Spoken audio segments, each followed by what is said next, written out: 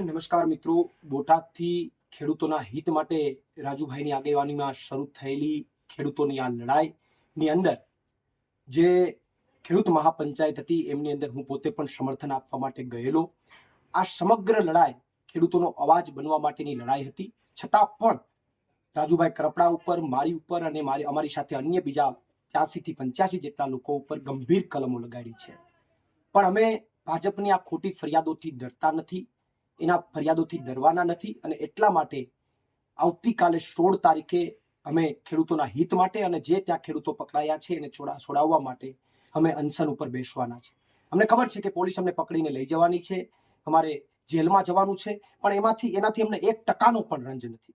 પણ હું ગુજરાતના ખેડૂતોને એક નમ્ર અપીલ કરું છું કે રાજુભાઈ કરપડા અને હું અને અમારી સાથે બીજા 83 લોકો તમારા માટે એક જેલની લડાઈ લડી રહ્યા છે.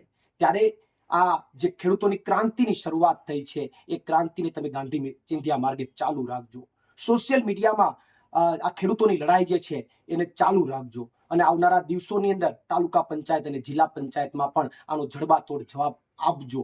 અને સાથે સાથે બીજી એક વાત આપને ઉમેરવા માંગુ છું કે થોડા દિવસથી ભાજપના અમુક લોકોએ એવું ચાલુ કર્યું છે કે રાજુભાઈ કરપડા અને પ્રવીણ રામ ને બધા નીકળ્યા નથી.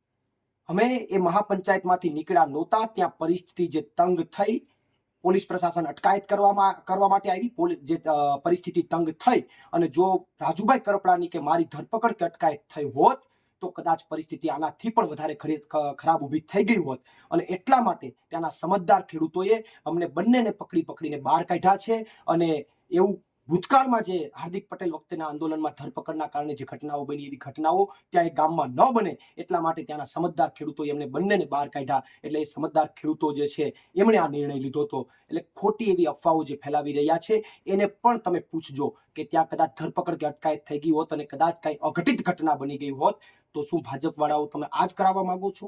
આ સૌથી મહત્વનો સવાલ છે. અને એનાથી પણ વિશેષ હું તમામ ખેડૂતોને કહું છું કે આ લડાઈની અંદર ગાંધી ચિંધ્યા માર્ગે સાર્થ અને સમર્થન આપજો. આભાર. આપનો પ્રવીણ રામ, પ્રદેશ ફ્રન્ટલ અધ્યક્ષ, આમ આદમી પાર્ટી.